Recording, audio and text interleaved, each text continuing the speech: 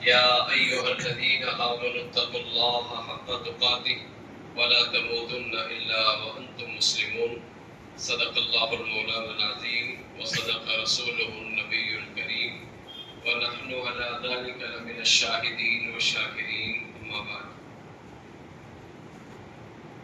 واجب الاحترام بزرگوں اور میرے دینی بھائیوں، بات کے شروع کرنے سے پہلے گزارش کرتا ہوں جو لوگ پیچھے ہیں ذرا قریب آ جاؤ، تھوڑا سا آگے آؤ۔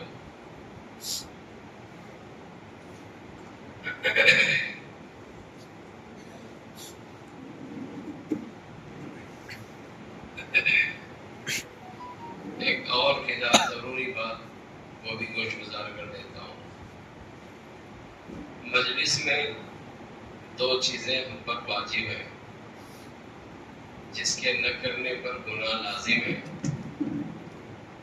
پہلی بات تو یہ ہے کہ اگر کوئی آدمی آپ کو سلام کرے اور آپ جیسا سلام ہوا ویسا جواب نہ دیں تو گناہ گار ہوں گے۔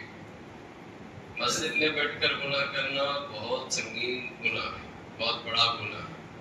لہٰذا جب بھی کوئی آدمی آپ کو سلام کرے تو جواب بھی ویسا ہی دینا جیسے سلام کیا گیا ہے۔ میں آپ کو سلام کروں گا، السلام علیکم رحمۃ اللہ وبرکاتہ۔ السلام رحمۃ اللہ وبرکاتہ، یہ ہے زندوں کا سلام۔ میں نے پہلے سلام کیا تو مجھے ایسا معلوم ہوا میں قبرستان میں سلام کیا۔ کوئی آدمی قبرستان میں سلام کرے تو جواب آتا نہیں آتا، اگر آ گئے تو ہم نہیں آتے، ہم وہیں رک جاتے۔ اس لیے سلام کا جواب دینا واجب ہے، سلام کرنا سنت ہے، جواب دینا کیا ہے بولو؟ واجب ہے۔ واجب کا چھوڑنے والا گناہ گار ہے یا نیکوکار ہے؟ گناہ گار ہے۔ ایک چیز۔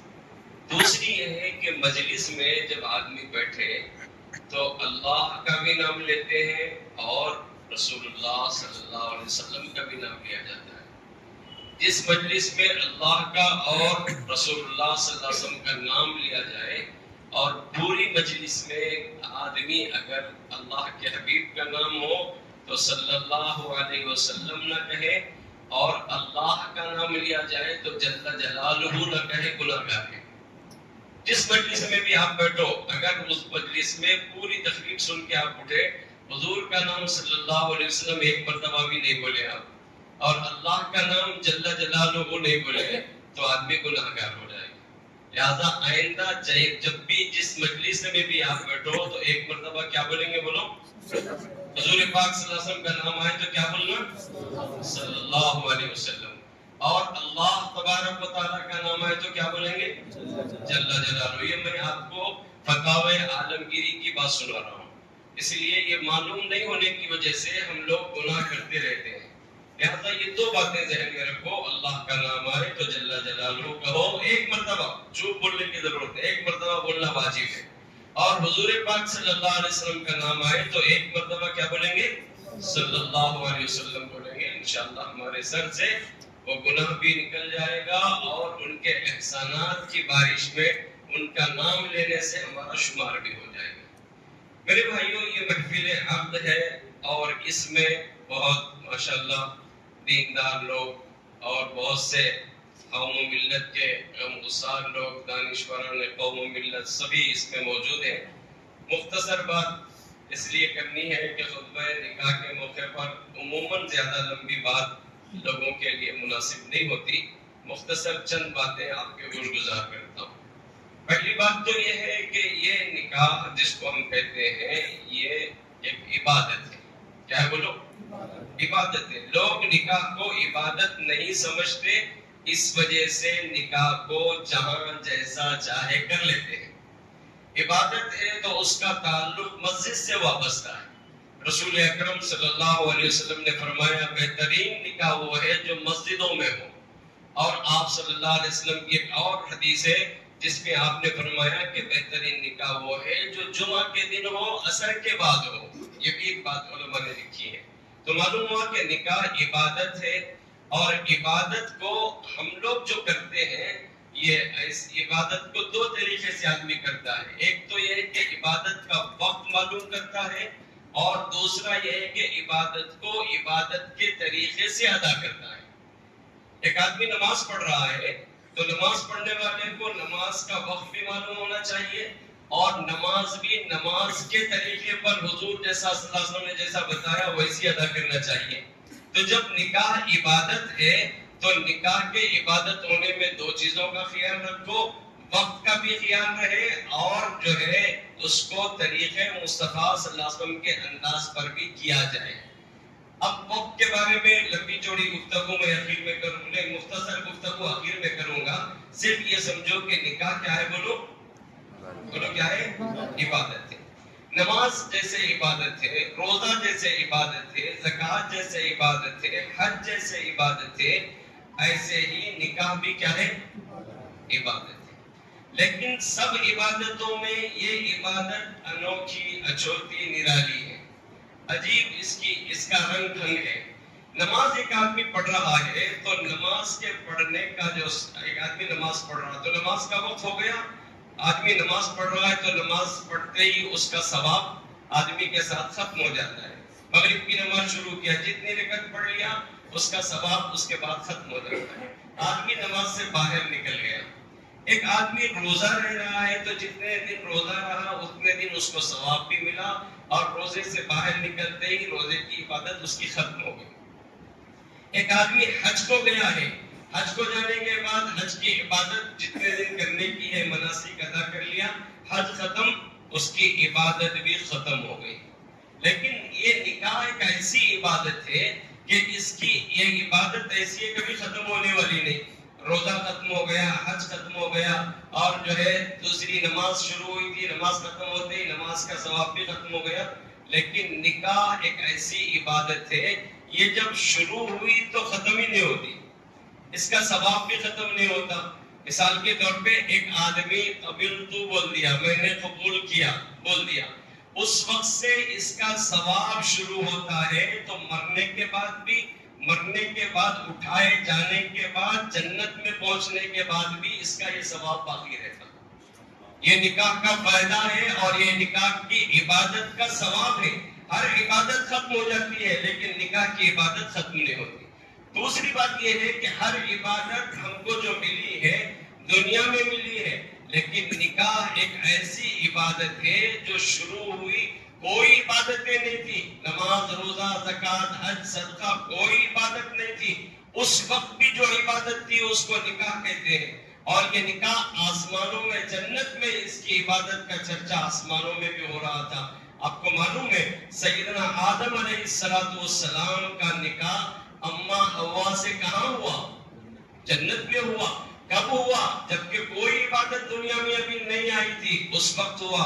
معلوم ہوا کہ یہ نکاح کی جو عبادت ہے ساری عبادتوں سے پہلے عبادت ہے اور وہ جنت کی عبادت ہے.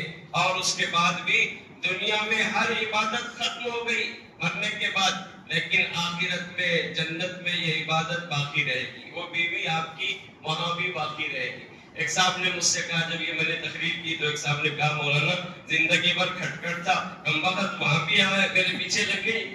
میں نے کہا وہاں ذرا سمجھداری سے رہتی, یہاں جو ہے بے سمجھی سے رہی ہوں گی لیکن وہاں سمجھداری سے رہیں گی, مگر رہیں گی آپ کے ساتھ. نکاح کی عبادت وہاں بھی آپ کے ساتھ, یہ بیوی کے ساتھ رہے گی. اس وجہ سے نکاح بڑی اہم عبادت ہے.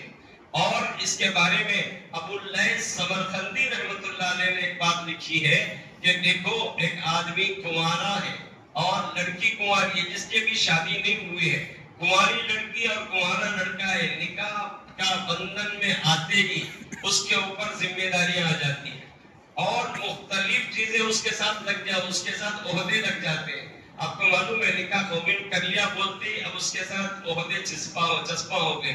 کیا ہو گیا, کسی کا داماد ہو گیا, کسی کا ساڑو ہو گیا, کسی کا جو ہے بھونے ہو گیا, کسی کا جو ہے پھوپھا بہنوئی ہو گیا. کتنے اس کے ساتھ نسبتیں اس کی لگ جاتی ہیں اور ویسے ہی اس کی ذمہ داریاں اس پر عائد ہوتی ہے. لیکن رسول عربی صلی اللہ علیہ وسلم نے فرمایا جب اتنے ذمہ داریوں کے ساتھ اگر کوئی آدمی اپنی بیوی کو محبت کی ایک نگاہ سے دیکھتا ہے یا اس کے ساتھ زندگی گزارتا ہے یا نئی نکاح کے بعد وہ 2 رکعت نماز ادا کرتا ہے تو اس کو 2 رکعت نماز پڑھنے کا ثواب نہیں ملتا، بلکہ اس کو 70 رکعت نفل پڑھنے کا ثواب ملتا ہے۔ کس کو؟ جو آدمی نکاح کر لیتا ہے اس کو 70 رکعت نماز پڑھنے کا ثواب، بعض روایتوں میں 27 رکعت نماز پڑھنے کا اس کو ثواب ملتا ہے۔ تو معلوم ہوا کہ نکاح کتنی اہمیت کی حامل ہے اور کتنی برکتوں کے حصول کا ذریعہ ہے۔ نکاح میں اور ابو اللیث سمرقندی رحمۃ اللہ علیہ کہتے ہیں نکاح کے دن آدمی نکاح کر لیا اور اس کے بعد پہلی رات اپنی بیوی سے ملاقات کے لیے جب جائے تو وہ دعائیں پڑھ لے اور حقوق دعا پڑھنے کے بعد وظیفہ زوجیت جس کو کہتے ہیں ادا کرنے کے لیے جائے تو بسم اللہ الرحمن الرحیم پڑھے اور اس کے بعد یہ نیت کرے کہ میں اپنے رسول اللہ صلی اللہ علیہ وسلم کی امت میں اضافہ کرنے کا سامان کر رہا ہوں، اور اس نیت کے ساتھ آدمی جو ہے اپنے بیوی سے ملاقات کرے۔ انہوں نے لکھا ہے اس سے اگر اولاد تولد ہو جائے تو اس بچے کے پیدا ہونے کے بعد اس کے ہر سانس کے عوض اس کے ماں اور باپ کو 7 سال کی عبادت کا ثواب ملے گا۔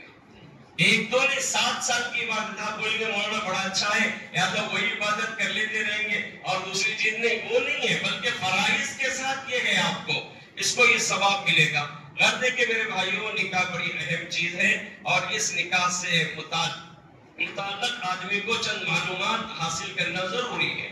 مجھے یہ کہنا ہے کہ نکاح جب آدمی کرتا ہے تو نکاح کی جب اتنی اہم عبادت ہے تو کیسے کرے، نکاح کیسے کریں؟ حضور اکرم صلی اللہ علیہ وسلم نے فرمایا کہ نکاح کے کرنے کے لیے 3 چیزوں کا دیکھنا لوگ دیکھتے ہیں۔ ایک تو یہ ہے کہ کسی کے حسن و جمال کو دیکھتے ہیں، ایک تو یہ کہ کسی کے فضل و کمال کو دیکھتے ہیں۔ حسن و جمال اور فضل و کمال یہ 2 چیزیں بھی ابس ہیں، بلکہ دیکھنا ہو تو آدمی کے تقوی کو، طہارت کو، اس کی زندگی کی اللہ سے ڈرنے کو دیکھ کر اس سے نکاح کر لو۔ ایسی کتنی مثالیں ہیں جو تقوی طہارت کی بنیاد پر نکاح کیا جاتا ہے تو پھر ان کی زندگیوں میں برکتیں ہیں، عنایتیں ہیں، نوازشیں ہیں، خدا کی مہربانیاں ہیں۔ آج ہمارا معاشرہ یہ ہے کہ نکاح کرتے وقت میں کس کو دیکھ رہا ہے؟ مال کس کے پاس ہے؟ مال ہے تو اب اس کی طرف آدمی لپک رہا ہے، جا رہا ہے، دیکھ رہا ہے، انتظار کر رہا ہے، ایسے لوگ تلاش کر رہا ہے ایسے مال والے ہم کو مل جائے تو میرا شوہر، اگر کوئی آدمی نکاح کرتا ہے تو یہ سمجھتا ہے کہ میرا شوہر بھی امبانی جیسا، میرا جو ہے سسرا بھی امبانی جیسا ہو اور میری بیوی بھی جو ہے فلاں جیسی ہو تو پھر میں نکاح کروں گا، اس سے پہلے نکاح نہیں کروں گا، میری بیوی جو ہے رانی ہو، مہترانی نہ ہو۔ اس قسم کے ذہنوں میں خیالات رکھ کر لوگ نکاح میں تاخیر کر رہے ہیں۔ رسول اکرم صلی اللہ علیہ وسلم نے فرمایا، حضرت علی کرم اللہ وجہ سے فرمایا، علی 3 چیزوں میں جلدی کرو۔ فرمایا ایک چیز یہ ہے کہ نماز کا وقت آ جائے تو نماز ادا کر لو، دوسرے جنازہ ہو آ جائے تو جنازہ پڑھ لو، تاخیر مت کرو، تیسرے یہ ہے کہ آدمی کی عمر اس قابل ہو جائے، نکاح کے لائق ہو جائے تو آدمی نکاح کر لے۔ آج اب غور کیجئے اس معاملے میں جنازہ ہو جائے تو جنازے میں کتنی تاخیر ہم کر رہے ہیں اور جو ہے نکاح کے معاملے میں ہمارے سے کتنی کوتاہی ہو رہی ہے۔ نکاح کرنے میں تو سب سے زیادہ تاخیر، بہت زیادہ تاخیر یہ ہے کہ ایک مرتبہ میں نکاح پڑھانے کے لیے مسجد گیا اور وہاں پر میں نے پوچھا بھائی بہت دیر ہو گئی، نوشہ کہاں ہے، آ جاؤ۔ اور عموماً یہ شادیوں میں دیر بہت ہو جاتی ہے۔ اس کی وجہ یہ ہے کہ وہاں تو باپ بھی مانتا، بھائی بہن بچے نوجوان سب مانتے ہیں۔ نکاح سے متعلق جتنے خرافات اور رسومات ہیں اس میں ہوم منسٹر کی چلتی، وہاں آپ کی دھرنی نہیں چلتی۔ ہوم منسٹر جو بولے وہی ہونا، کب نکلنا ہے تبھی نکلنا، کیسا نکلنا ہے ویسا ہی نکلنا، آپ کی نہیں چلتی۔ وہاں ایک دین الگ ہے عورتوں کے پاس، وہ شریعت محمد رسول اللہ صلی اللہ علیہ وسلم کی ان کے پاس نہیں ہے بلکہ اپنی شریعت چلاتے ہوں۔ اس لیے آپ نے نکاح سے متعلق فرمایا کہ نکاح کو جلدی کرو۔ میں ایک جگہ گیا نکاح پڑھانے کے لیے تو ایک بچے کو پوچھا بھائی نوشہ کہاں ہے، جلدی آؤ۔ کہا کہ نوشہ، بولنے لگا میں نوشہ ہوں۔ میں نے کہا آپ نوشہ ہے، داتا جو ہے آپ کے باہر نکل گئے، کلے اندر چلے گئے اور اطراف جو ہے آنکھ کے اطراف کالے دھبے پڑ گئے، کیسا نوشہ ہے، کیا عمر ہے آپ کی؟ کہا کہ مولانا زیادہ نہیں ہے، 30 پہ 9 سال ہے۔ 30 پہ 9 سال ہے تو میں نے کہا گمت کا ہے رے بادشاہ، دولہا دلہن کا جوڑا، 16 کی کولی گھوڑی، 55 کا پختہ گھوڑا، 2 بول پڑھ کو قاضی رشتہ رچا کو چھوڑا، کیسی ولیمہ دعوت کھا لو گرم پکوڑا۔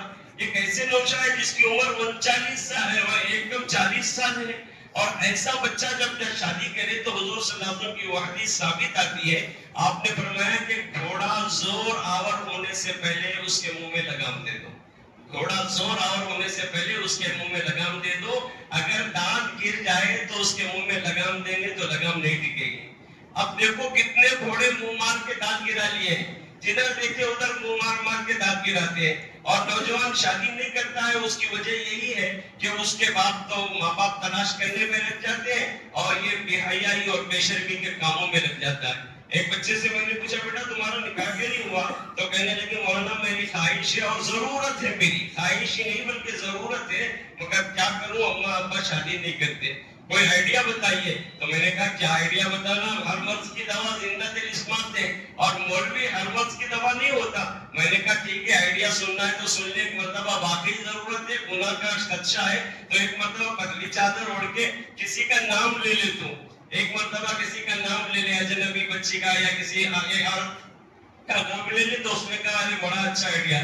وہ بیچارہ سوتے سوتے نام لیا تو بیوی بولی ذرا جلدی کرو، خدمت میں کہیں بدنامی نہ آ جائے، دھبا نہ لگ جائے، جلدی کرو۔ تیاری ہوئی، اس کا نکاح ہو گیا۔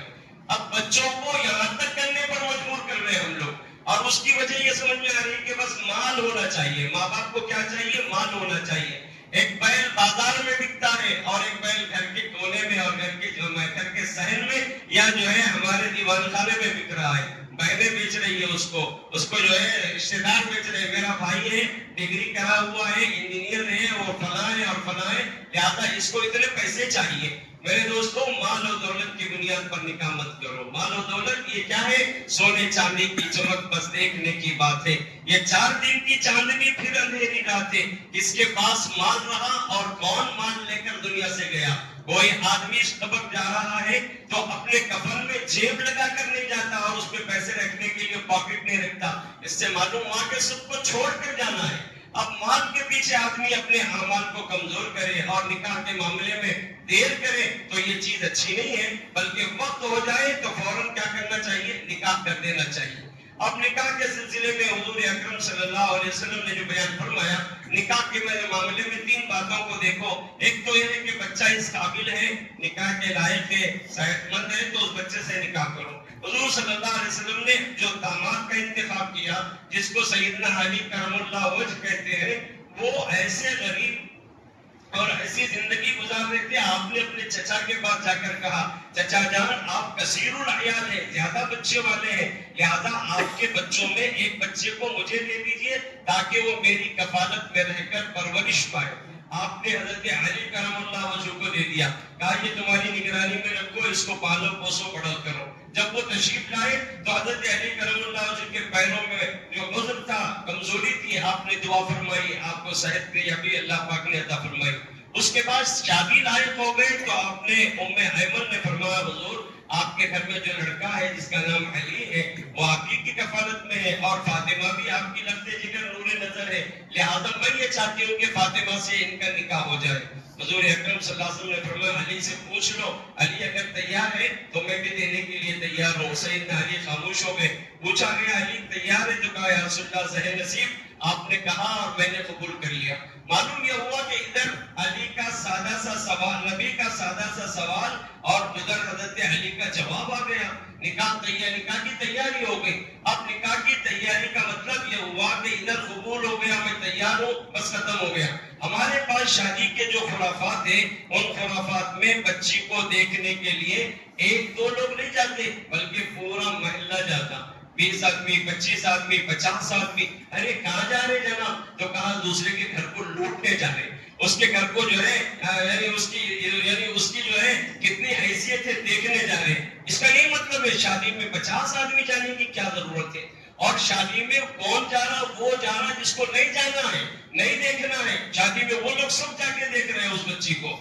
اور یہ ہمارے پاس جو خرافات ہے، یہ رسم و رواج کی وجہ سے مووی اور جو ہے یہ جو ہے اس کے شادی میں جو ہے کیسٹ بناتے ہیں، اس کی جو خرافات ہے اس میں یہ بھی ایک ہے کہ بے پردگی کی چیزیں ہوتی ہے۔ کہاں سے شروع ہو رہی ہے؟ بچی کو دیکھنے کے جب سے شروع ہو رہی ہے، اور شادی کے ختم تک بلکہ جمعیوں تک یہ بے پردگی کا ماحول ہے۔ سرور عالم صلی اللہ علیہ وسلم کی خدمت میں ایک شخص حاضر ہوا، کہنے لگا یا رسول اللہ میرے گھر میں برکت نہیں ہو رہی ہے، کمانے والے کئے بچے ہیں؟ فرمایا کہ ہو سکتا تمہارے گھر میں کوئی بے نمازی ہوگا۔ معلوم ہوا کہ نماز نہ پڑھنے پر گھر میں نحوست آتی ہے۔ اس کے بعد فرمایا ہو سکتا ہے نہیں رسول اللہ سب نماز پڑھتے ہیں، تکبیر اولیٰ سے پڑھتے ہیں۔ فرمایا ہو سکتا ہے کہ تمہارے گھر میں کوئی آدمی چغلی اور غیبت کرنے والا ہے۔ فرمایا رسول اللہ میں نے کوشش کی اور دیکھا یہ بھی نہیں ہے ہمارے گھر میں۔ بہت باتیں آپ صلی اللہ علیہ وسلم نے ان سے فرمائی۔ جبرائیل امین آسمان سے تشریف لائے اور فرمایا حضور ان سے کہیے کہ ان کے گھر میں ایک گناہ ہو رہا ہے، اور وہ گناہ یہ ہے کہ ان کے گھر کا جو پردہ ہے اتنا پتلا ہے کہ سامنے یہودی کا مکان ہے، یہودی اس مکان سے اس پردے کے اندر سے دیکھتا ہے، باریک پردہ ہے لیکن نظر باہر سے اندر کا نظر آ رہا ہے۔ اس کی وجہ سے ان کے گھر کی برکت چلی گئی۔ معلوم ہوا کہ بے پردگی کی وجہ سے برکت جاری، اور ہماری شادیوں میں جمعہ کی یعنی کہاں سے مہندی کے میز یعنی کہاں سے ساچک سے لے کر آخری جمعہ کی رسم تک بے پردگی کا ماحول، یہ فلم مووی بنانا اور وہ بنانا یہ سب بے پردگی کا سامان ہے جو گھروں کے اندر نوسطیں لاتا ہے۔ معلوم ہوا کہ سیدنا حضور اکرم صلی اللہ علیہ وسلم نے فرمایا کہ علی تو ان کا نکاح ہو رہا ہے کس سے؟ فاطمہ الزہرا سے نکاح ہو رہا ہے، سیدنا علی کرم اللہ وجہ سے۔ فرمایا کہ علی تمہارے پاس کچھ ہے؟ فرمایا رسول اللہ میرے پاس 3 چیزیں ہیں، ایک تو ہے کہ گھوڑا ہے، اور دوسرے زرہ ہے، تیسرے تلوار ہے۔ آپ نے فرمایا گھوڑا اور تلوار تو رکھ لو، زرہ جو پہنتے ہیں وہ زرہ کو بیچ آؤ۔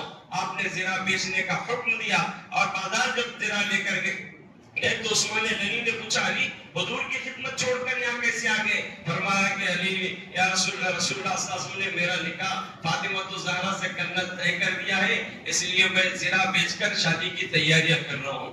معلوم ہوا کہ شادی میں سب سے زیادہ پیسہ اگر خرچ کرنا ہے تو کون کرے؟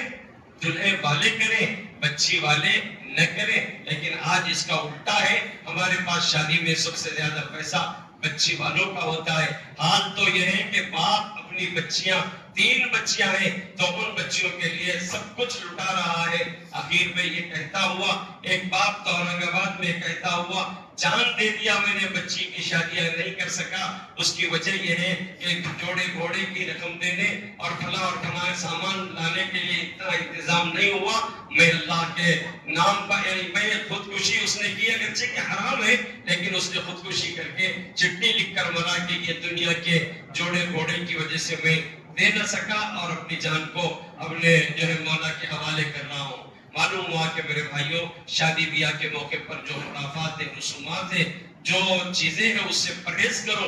شادی کو سیدھی سادی کرو، شین کے نقطے ہٹا کر شادی کریں گے تو شادی سادی ہوگی۔ مال کی نمائش ضروری نہیں ہے بلکہ مال کو صحیح استعمال کرو۔ آخر میں ایک بات کہتے ہوئے اپنی بات کو ختم کرتا ہوں، وہ یہ ہے کہ شادی کرو تو تقوی والے کو دیکھ کر، پرہیزگار آدمی کو دیکھ کر، دیندار آدمی کو دیکھ کر اپنی بچی کو بھی دو، یا بچہ کرنا ہو تو ویسا بچہ بھی تلاش کر کے کرو۔ آپ کو معلوم ہے جو تقوی والے نیکوکار لوگ ہوتے ہیں ان سے جو اولاد ہوتی ہے وہ بھی ویسے دیندار پرہیزگار ہوتی ہے۔ ایک مرتبہ حضرت سیدنا عمر فاروق رضی اللہ عنہ راستہ چل رہے رات کے گشت کر رہے تھے، دیکھا کہ آواز آئی صبح سویرے، کوئی کہنے والی کہہ رہی ہے دودھ میں پانی ملا دے۔ آپ نے ایک آواز سنی دودھ میں پانی نہیں ملانا چاہیے، کہا کیوں نہیں ملانا چاہیے؟ کہا کہ امیر المومنین کا حکم ہے دودھ میں پانی نہ ملائے۔ معصوم بچی نے کہا امیر المومنین کا حکم ہے دودھ میں پانی نہ ملائے، تو بوڑھی ماں نے کہا امیر المومنین رات کے اندھیرے میں بند کمرے میں کیا آ کر دیکھ رہا ہے، لہذا دودھ میں پانی ملا دے۔ بچی نے کہا کہ نہیں امی، امیر المومنین نہیں دیکھ رہا تو کیا ہوا، امیر المومنین کا خدا تو دیکھ رہا ہے۔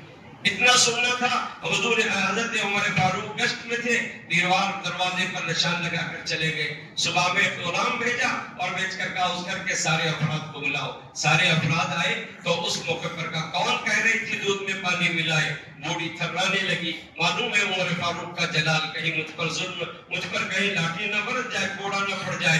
کہا کہ امیر المومنین جان سلام ہو تو کہوں. میں نے کہا وہ کون ہے جو دودھ میں پانی نہ ملائے؟ امیر المومنین دیکھ رہا یا اس کا خدا دیکھ رہا؟ کہہ رہی تھی کہا یہ بچی ہے. کہا کہ یہ بچی تو شادی لائق ہے، میں یہ چاہتا ہوں کہ اس بچی کا نکاح اگر ہو جائے تو کیا تو اس پر راضی ہے؟ کہا کہ میں تو چاہتی ہوں کہ نکاح اس کا ہو جائے. آپ نے اپنے بچوں کو بلایا اور ان بچے میں ایک بچہ جس کا نام عاصم ہے، فرمایا عاصم تم ادھر آؤ، تمہارا نکاح نہیں ہوا، میں چاہتا ہوں کہ اس بچی کے ساتھ تمہارا نکاح ہو جائے.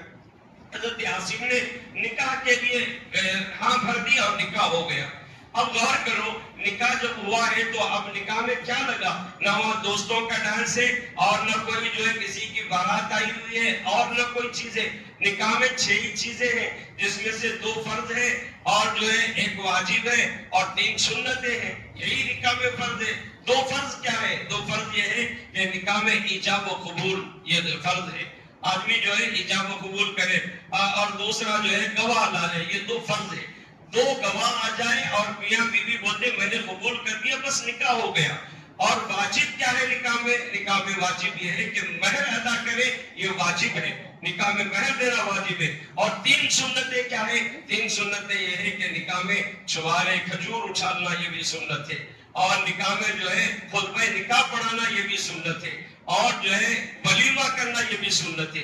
یہ ساری سنتیں ہیں، ایک ہے اور ایک واجب ہے اور 2 فرض ہے. اسی کا نام جو ہے نکاح. اگر سنتیں کوئی آدمی مجبوری میں چھوڑ دیا تو اس کا نکاح ہو گیا. واجب ادا کرنا چاہیے اور 2 فرض ادا کرنا چاہیے، نکاح ہو گیا. سیدنا علی کرم اللہ وجہ کا جو کہتے ہیں اپنے نکاح میں کہا بیٹے تم عاصم نکاح کر لو. فرمایا کہ ابا جان میں نے نکاح کے لیے تیاری کر لی. اسی وقت نکاح ہو گیا. 2 گواہوں کو رکھ کر نکاح پڑھا دیا گیا.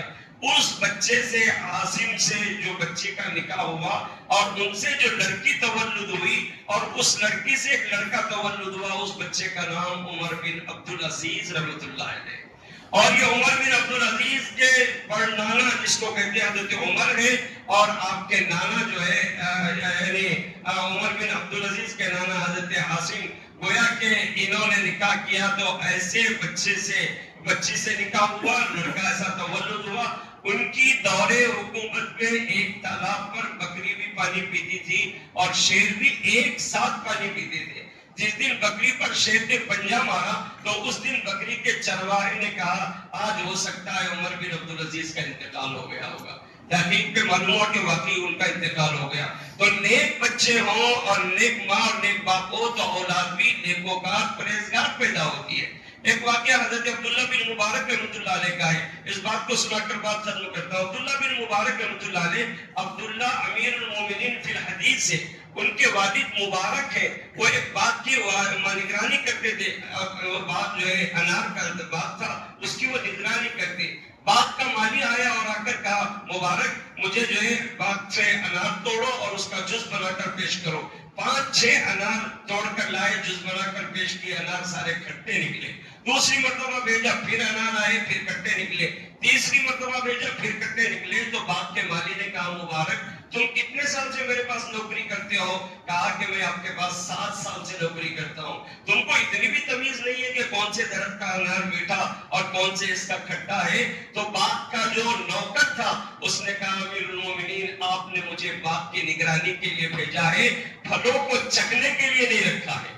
میں 7 سال ہو گئے آپ کے درخت کا کوئی پھل نہیں کھایا ہوں، میں نے چکھا ہوں. معلوم ہوا کہ 1200 سال پہلے ایسے ملازم تھے جو خوف خدا دل میں تھا تو نتیجتاً کسی کے لیے کوئی نقصان کا سامان نہیں بنے. اور آج کے دور کا جو ملازم ہے وہ کیمرے کی آنکھ سے ڈر رہا ہے. کیمرہ ہے تو چوری نہیں کرتا، کیمرہ نہیں ہے تو چوری کرتا ہے، سامان منتقل کر دیتا ہے. معلوم ہوا خوف خدا دل میں نہیں ہے.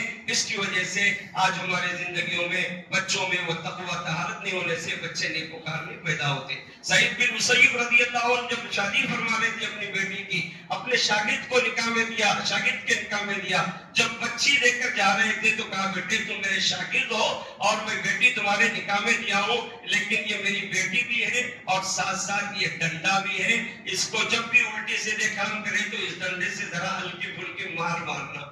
گویا کہ اس زمانے میں سعید بن مسیب تابعی ہے، انہوں نے اپنی بیٹی کو دیتے ہوئے کہا یہ بیٹی ہے اور یہ ڈنڈا ہے. اس کا مطلب ہے کہ الٹ پلٹ کام ہو جائے تو ذرا نصیحت کے لیے تم مار دھاڑ کر سکتے ہیں. اور آج کے زمانے میں باپ اپنی بیٹی نکاح میں دے رہا ہے تو ساتھ ساتھ اس کے ہاتھ میں موبائل دے رہا ہے اور یہ کہہ رہا ہے کہ بیٹی یہ جاؤ یہ موبائل لے کر جانا, ذرا کچھ بھی اونچ نیچ ہو گئی تو ہم کو فون کرنا, ہم 4-5 لوگ آ جائیں گے اور اس کی کھٹیا کھڑی کر دیں گے یا اس کا دماغ سیدھا کر دیں گے. نتیجہ یہ ہوا کہ باپوں کا دماغ ایسا ہوا تو جس گھر میں بچی گئی وہ گھر جنت نہیں بنی ہے بلکہ وہ گھر جہنم کدا بن گیا ہے. لہذا معاشرے میں شادی کرنے والے چاہے دلہن کے لوگ ہو یا دلہے کے, بچیوں کو نبھاؤ کا کام کریں. حضور اکرم صلی اللہ علیہ وسلم کی بیٹی فاطمہ الزہرا علی رضی اللہ عنہ میں شکر گنجی ہو گئی. شکر گنجی کہتے ہیں آپس میں تھوڑی سی اونچ نیچ ہو گئی. حضرت علی غصے میں جا کر مسجد میں جا کر سو گئے یا کسی جگہ پر سو گئے, نیچے زمین پر سو گئے. حضور نے پوچھا یا فاطمہ علی نظر نہیں آ رہی, وقت تو گھر میں علی کے رہنے کا ہے. فرمایا ابا جان ذرا میرے سے ان کی شکر گنجی ہو گئی, میٹھی میٹھی لڑائی ہو گئی تو وہ کہیں چلے گئے ہیں. آپ نے کہا میں دیکھتا ہوں کہاں گئے. جا کر دیکھا آپ زمین پر لیٹے ہوئے ہیں اور آپ کے چہرے پر مٹی لگی ہوئی ہے. اسی موقع پر آپ نے فرمایا ابو تھوڑا مٹی کا باپ آپ نے فرمایا. اور اس کے بعد فرمایا علی کیا ہو گیا؟ کہا یا چلو کچھ بھی نہیں, بس ایسے آگے چلیے گھر چلیے. گھر آگے آنے کے بعد ابھی فاطمہ کچھ کہنے ہی والی تھی. آپ نے فرمایا فاطمہ کیا بول رہی ہے؟ علی تو تمہاری محبت میں قصیدے پڑھ رہا ہے. گویا کہ وہاں ملانے کے لیے آپ نے کیسی باتیں کی ہے اور آج ہم توڑانے کی باتیں کرتے ہیں, جدا کرنے کی بات کرتے ہیں, رشتہ داروں کو بکھرنے کی بات کرتے ہیں. لہذا وہ شادی, لہذا وہ خاندان جو معاشرے میں اچھا سمجھا جائے گا, جو بچیوں کو اچھی نصیحت کر کے وہ دلہن بنا کر بھیجتا ہے, اور وہ خاندان سب سے زیادہ برا ہے. حضور نے فرمایا میاں بیوی میں لڑانے والے وہ لعنتی لوگ ہیں. فرمایا وہ لعنتی خاندان ہے جو آپس میں تفریق کے کام کرتے ہیں. میں اللہ سے دعا کرتا ہوں اللہ اس خاندان کو اور جہاں جہاں بھی نکاح کا بندھن باندھا جا رہا ہے وہ سب محبتوں کے ساتھ جیے اور محبتوں کے ساتھ مرے. اس تمنا کے ساتھ اللہ سے ہم دعا کرتے ہیں اللہ ہر ایک کو شیر و شکر رکھے اور خاندانوں میں محبت پیدا فرمائے. وآخر دعوانا الحمدللہ رب العالمین.